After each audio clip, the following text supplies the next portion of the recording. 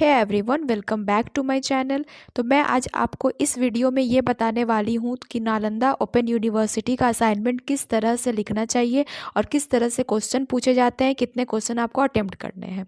तो आप देख सकते हैं ये मेरा सेशन जो 24 to 26 का था, ये फर्स्ट ईयर का मेरा असाइनमेंट क्वेश्चन है, क्योंकि अभी 25-26 का असाइनमेंट क्वेश्चन आया नहीं है। तो हम इसी क्वेश्चन पे आपको बताएंगे। तो ये रहा मेरा सब्जेक्ट जो है वो आपको अपने सब्जेक्ट का डाउनलोड कर लेना है। डाउनलोड करने के बाद आपको इस तरह, जैसे मेरा इकोनॉमिक्स है तो ये रहा मेरा इकोनॉमिक्स का एम इकोनॉमिक्स पार्ट 1। इसमें आपको कैसे पेपर 1 वगैरह करके दिया जाएगा पेपर, जैसे कि मेरे इकोनॉमिक्स में 8 पेपर था, तो 8 पेपर का अलग अलग क्वेश्चन आप देख सकते हैं, इस तरह से रहता है। तो पेपर 1 पेपर 2 सभी पेपर्स में क्या होता है कि 3 क्वेश्चंस आपको पूछे जाएंगे असाइनमेंट में, ठीक है।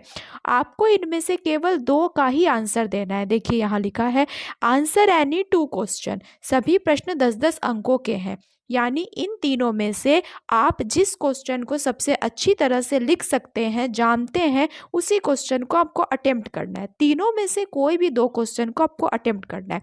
इसी तरह से सारे पेपर्स में आपको करना है। 3 क्वेश्चन दिए रहेंगे, आपको 2 क्वेश्चन को उसमें से अटेम्प्ट करना है। इसके पहले आइए कुछ रूल्स वगैरह हैं उसको जान लेते हैं कि ऊपर क्या लिखा हुआ है। ये रहे रूल्स। तो यहाँ पे लिखा है कि नालंदा खुला विश्वविद्यालय के विद्यार्थियों के लिए निर्धारित प्रोग्राम्स में सत्रीय कार्य यानी प्रोजेक्ट वर्क जमा करना आवश्यक है। यानी आपका जो टाइम लाइन है उसी के अंदर इसको सबमिट करना है। उसके बाद है कि इसके लिए प्रत्येक पत्र में संबंधित विद्यार्थियों को 3 प्रश्न, प्रत्येक प्रश्न 10-10 नंबर का, यानी 3 क्वेश्चन है, उसमें से किसी 2 क्वेश्चन को आप अटेम्प्ट करेंगे। आपको टोटल 20 नंबर का उसमें बनाना है, यानी 2 क्वेश्चन आपको अटेम्प्ट करने हैं। और इसमें लिखा है कि अपने हस्तलिपि में विश्वविद्यालय द्वारा दी गई असाइनमेंट कॉपी उत्तर पुस्तिका में लिखना है। यानी बहुत कोई ऐसे करेंगे, सोचेंगे कि हम लोग कैफे से जाके उसका प्रिंट आउट निकल के ऐसे ही जमा कर देते हैं, तो ऐसा नहीं करना है। आपको अपने हाथों से खुद से लिखना है। और एक बात का ध्यान रखना है कि कोई भी क्वेश्चन का आंसर अगर आप लिखते हैं तो वो या तो आप अपने बुक्स वगैरह से या जहाँ से भी सोर्स से आप उसका हेल्प लेते हैं, तो उसको उसी लैंग्वेज में कॉपी पेस्ट नहीं करना है। आपको उसको बहुत अच्छे से पढ़ना है, समझना है, उसके बाद उसको अपने लैंग्वेज में करके उसको असाइनमेंट कॉपी में लिखना है।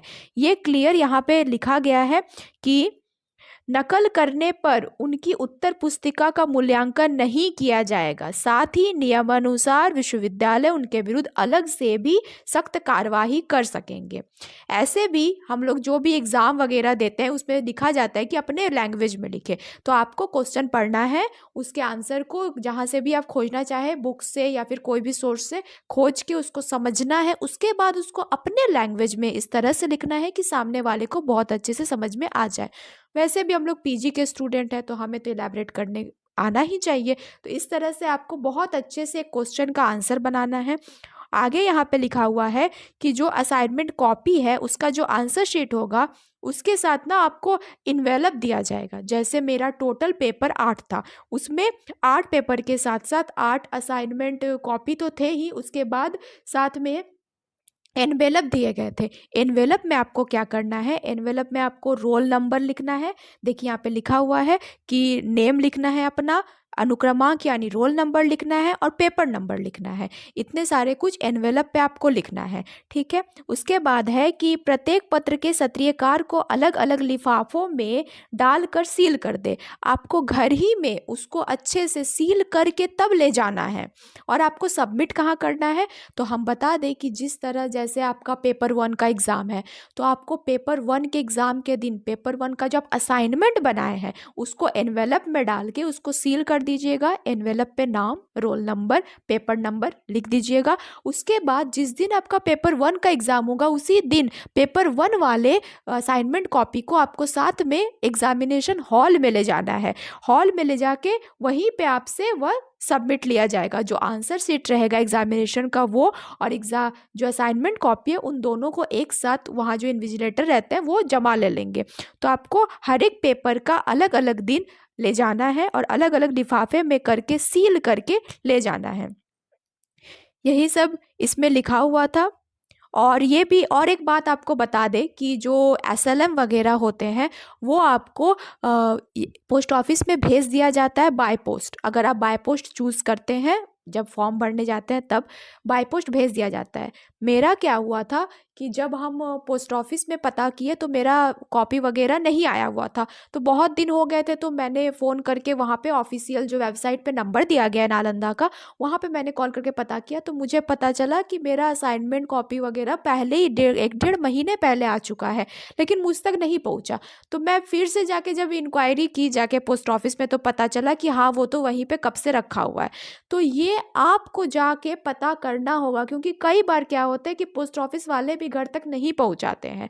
तो आपको टाइम टू टाइम जाके वेबसाइट पे भी चेक करते रहना है कि क्या नोटिस आ रहा है, क्या नहीं आ रहा है, क्योंकि वेबसाइट का भी कुछ एक प्रॉपर मैसेज या फिर आपके ईमेल वगैरह पे, कॉल पे नहीं बताया जाता है। तो आपको वेबसाइट पे जाके टाइम टू टाइम जा जाके चेक करना पड़ता है, और एसएलएम के लिए भी आपको पोस्ट ऑफिस में जाके पता करना होगा। तो आ जाते हैं फिर से असाइनमेंट क्वेश्चन के पास। यहाँ पे 3 में से 2 क्वेश्चन को आपको अटेम्प्ट करना है। ये किस तरह से लिखना है, मेरे पास तो अभी असाइनमेंट कॉपी है नहीं, लेकिन हम एक पेपर में ऐसे ही लिख के आपको बताते हैं किस तरह से एक अच्छा जो क्वेश्चन का आंसर लिखा जाता है वो किस तरह से लिखना चाहिए, जिससे मुझे टोटल जो 75% आए हुए हैं फर्स्ट ईयर में, अच्छा नंबर है वो। तो इसी तरह से हम आपको बताएंगे कि किस तरह से आपको क्वेश्चन का आंसर करना है, और अपने लैंग्वेज में करना है, ना कि कहीं से उठा के कॉपी पेस्ट करना है। ये हम बार बार बोल रहे हैं क्योंकि क्लियर कट लिखा हुआ है कि अगर आप कहीं से कॉपी पेस्ट करते हैं तो ना तो उसका इवैल्यूएट किया जाएगा उस पेपर को, और ना ही उसका नंबर दिया जाएगा। इसीलिए इससे बेहतर है कि आप आराम से क्वेश्चन को पढ़ें, उसको समझें। आप तो ग्रेजुएशन में वो पढ़े ही होंगे, उसको अच्छे से, और भी बुक्स वगैरह जो दिए जाते हैं नालंदा के, उसमें भी दिया रहता है, उसमें से भी पढ़ें। बाकी और सोर्स से कहीं से लाके उसको अच्छे से पढ़ के अपने लैंग्वेज में उसको इलैबोरेट करके लिखें। अब आगे देखते हैं कि इसको किस तरह से लिखना है। आइए, जैसे कि पहले हम एक क्वेश्चन को लेते हैं। देखिए, जैसे क्वेश्चन है कि भारत में जनसंख्या वृद्धि के कारणों का वर्णन कीजिए, इसे कैसे नियंत्रित किया जा सकता है। जैसे हम क्लियर देख रहे हैं कि ये 2 पार्ट में है, ठीक है। तो मेरा टॉपिक है जनसंख्या वृद्धि। तो हम क्या करेंगे, जनसंख्या वृद्धि का सबसे पहले हम जनसंख्या वृद्धि की अवधारणा लिखेंगे, ठीक है। उसके लिए सबसे पहले आपको इधर ऐसे करके टॉपिक में लिखना है, जनसंख्या वृद्धि की अवधारणा। ये आपको सबसे पहले हेडिंग देना है। उसके बाद आपको यहाँ से हाफ पेज तक, जो एक पूरा A4 साइज़ का पेपर रहता है, उसका हाफ पेज तक आपको उसका अवधारणा क्लियर करना है, ठीक है। अवधारणा जैसे क्लियर हो जाता है, उसके बाद सेकेंड हेडिंग जो आप देंगे वो देंगे परिभाषा का। जो भी वैज्ञानिक वगैरह होते हैं वे बहुत सारे परिभाषा देते हैं। तो इसके बाद इसको हाफ पेज तक आप डील करने के बाद परिभाषा देंगे। परिभाषा में जैसे हम एक परिभाषा ऐसे करके सुंदर से एक कोई भी डिज़ाइन बनाने के बाद यहाँ पे लिख दिए, जैसे हार्टले ब्रीदर्स का है परिभाषा। हार्टले ब्रीदर्स के अनुसार, ठीक है। इसको इस तरह से कर दिए, और फिर यहाँ पे कॉलम उठाने के बाद हम परिभाषा को लिख देंगे। 2 परिभाषा लिख देंगे, 2 या 3, एक मत लिखिएगा, एक थोड़ा अजीब लगता है, तो 2 लिखना सही रहेगा। परिभाषा लिखने के बाद हम देखेंगे कि फिर क्वेश्चन में क्या पूछा गया था। क्वेश्चन में पूछा गया था भारत में जनसंख्या वृद्धि के कारण। तो हम फिर यहाँ पे टॉपिक देंगे, एक और हेडिंग देंगे, जनसंख्या वृद्धि के कारण। कारण को आप लोग किसी तरह से पाई चार्ट वगैरह बना के भी, ऐसे ऐसे राउंड करके भी बना के आप कारण वगैरह को लिख सकते हैं कि इस तरह के इतने सारे कारण होते हैं, आप समझा सकते हैं। पाई चार्ट बनाने के बाद आप उसको हर एक टॉपिक को उठा के, जैसे 1 नंबर में टॉपिक है जनसंख्या वृद्धि का कोई भी टॉपिक है, जैसे ऊंची मृत्यु दर हो गया। तो इस तरह से ऊंची मृत्यु दर लिखने के बाद इसको हम 2 से 3 लाइन तक या 4 लाइन तक इसको डील करेंगे। इस तरह से आप कम से कम 10 टॉपिक को लीजिएगा, 10 रीज़न को लीजिएगा। कारण पूछ रहा है यहाँ पे, तो 10 रीज़न को हम लेंगे और 10 रीज़न को अच्छे से उसको इलाबरेट करेंगे। उसको करने के बाद हम क्वेश्चन के सेकेंड पार्ट में चले जाएंगे, जो कि पूछ रहा है कि इसको नियंत्रित कैसे किया जा सकता है। तो उसके लिए भी फिर से हम लिखेंगे कि नियंत्रित कैसे किया जा सकता है, नियंत्रण। इसको करके इसमें भी 1-2 टॉपिक ऐसे करके ऐड कर देंगे। ऐड करते करते 10-12 टॉपिक इसको लिख के इसको भी अच्छे से डील करने के बाद पहले इसमें भी पाई चार्ट बनाएंगे। उसके बाद इसको डील करने के बाद लास्ट में जाके हम निष्कर्ष लिखते हैं। सबसे इम्पॉर्टेंट पार्ट ये निष्कर्ष ही होता है। आप निष्कर्ष अपने भाषा में लिखें और इस तरह से लिखें कि आप इन क्वेश्चन से क्या बताना चाह रहे हैं, क्या समझाना चाह रहे हैं। एक जो क्वेश्चन का सम अप होता है ना आंसर का, वो निष्कर्ष में ही दिया जाना चाहिए। कुछ भी हो जाए, निष्कर्ष आपको बहुत अच्छे से समझ के लिखना है। कुछ भी आप ऐसा नहीं कि कुछ भी लिख दे, नहीं, निष्कर्ष को बहुत अच्छे से समझ के लिखना है, ताकि जो पढ़ने वाला है वो समझ जाए। वो पूरा पेपर तो आपका पढ़ेगा नहीं, तो वो निष्कर्ष ही पढ़ के समझेगा कि क्या क्या आप लिखे हैं और किस तरह से लिखे हैं। ऊपर का अवधारणा लिखना बहुत इंपॉर्टेंट है। आप परिभाषा दे दीजिए। सबसे पहले जनसंख्या वृद्धि की अवधारणा दे दीजिए आधा पेज तक। उसके बाद परिभाषा 2 या 3 दे दीजिए। नेक्स्ट पेज में फिर आप चले जाते हैं। परिभाषा देने के बाद जो पूछ रहा है क्वेश्चन उसको लिखिए, ऊपर में हेडिंग दीजिए। आप चाहे तो कारण को थोड़ा सा लाइंस वगैरह में भी 4 लाइन में लिख सकते हैं। उसके बाद आप इस तरह से कोई भी डिज़ाइन वगैरह बना के या पाई चार्ट बना के इसको अच्छे से दिखाइए। इससे क्या आता है ना, क्लैरिटी आता है आपके सोच का कि आप कारण किस किस चीज़ को मान रहे हैं। फिर उस एक टॉपिक को उठा के यहाँ पे इस तरह से डील कर दीजिए 10 रीज़न को। फिर नियंत्रण पूछ रहा है क्वेश्चन में, नियंत्रण के बारे में फिर 4 लाइन लिख दीजिए। फिर एक पाई चार्ट बना दीजिए। फिर उसको टॉपिक वाइज इस तरह से डील कर दीजिए। जब क्वेश्चन पूरा कंप्लीट हो जाए, आपको लग जाए कि हाँ क्वेश्चन में जो जो पूछा गया हम उसका आंसर अच्छी तरह से दे पाए, उसके बाद आप निष्कर्ष पे आ जाइए। निष्कर्ष पे टोटल आपको इस बारे में क्या आपका क्या राय है, आपका क्या दृष्टिकोण है, पर्सपेक्टिव को अपने निष्कर्ष में डालकर लिखिए कि इसमें आप क्या समझते हैं, क्या उपाय हो सकता है।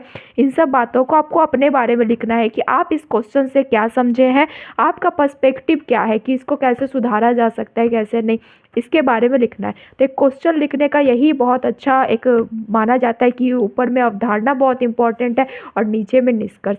तो हम जो क्वेश्चन बना है, मेरे पास एक क्वेश्चन है, हम उसको आपको दिखाते हैं। देखिए यही क्वेश्चन था। इसको हम थोड़ा सा मतलब कि मिस हो गया है, क्योंकि ये हम ऐसे ही नोट्स वगैरह नहीं प्रिपेयर किए थे। एग्ज़ाम में टाइम बहुत कम मिला था, तो एक ऐसे ही बना के बस पढ़ के गए थे इसको। तो इस तरह से क्वेश्चन था, जैसे भारत में जनसंख्या वृद्धि के कारणों का वर्णन कीजिए, इसे कैसे नियंत्रित किया जा सकता है। आप साफ देख सकते हैं ये 2 टुकड़ा में बटा हुआ है। तो सबसे मेन टॉपिक मेरा है जनसंख्या वृद्धि। तो सबसे पहले हम दूसरा पेन से, यहाँ पे हम ब्लू पेन का यूज़ कर लिया, यहाँ पे ब्लैक भी कर सकते हैं। अलग पेन से थोड़ा सा जो हेडिंग देंगे ना, आप दूसरा पेन से दे सकते हैं। जनसंख्या की अवधारणा पहले आप लिख दीजिए। उसके बाद इसको अच्छे से हम देखिए हाफ पेज में इसको अच्छे से इलेबरेट किए। उसके बाद हम यहाँ पे एक वो भी दिखाए हैं, चार्ट भी दिखाए हैं, जो कि किस तरह से 1991 में जनसंख्या था, उसके बाद किस तरह से बढ़ा है, आप इसको भी दिखा सकते हैं। उसके बाद कारण के बारे में हम थोड़ा सा दिए हैं,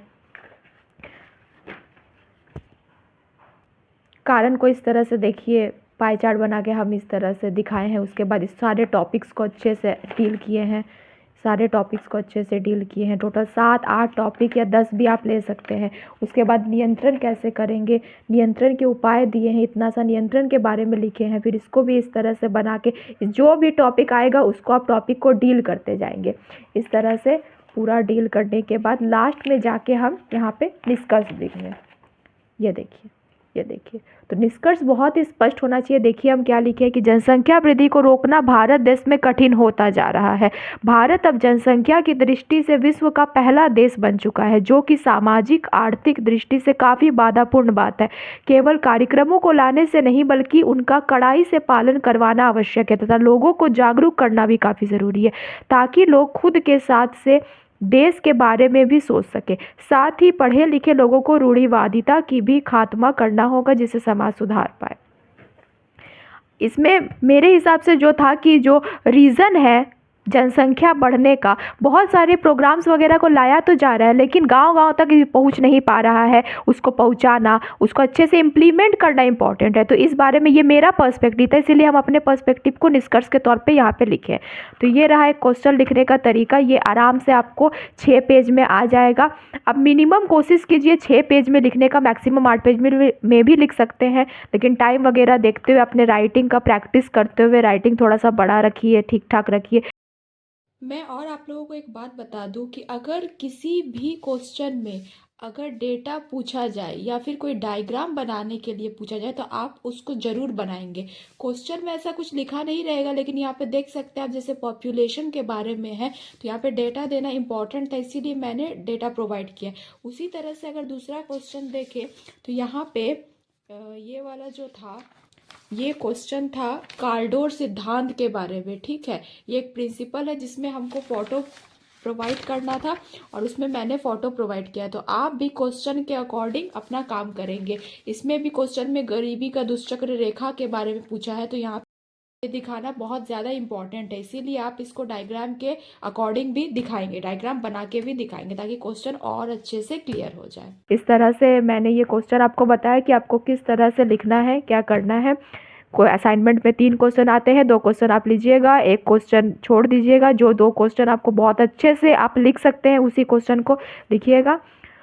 और आगे अगर कोई भी इससे रिलेटेड कोई भी क्वेरी है तो आप पूछ सकते हैं हमको कमेंट में। और वीडियो अगर हेल्पफुल लगा हो तो चैनल को सब्सक्राइब और वीडियो को शेयर और लाइक करना ना भूलें। Thanks for watching.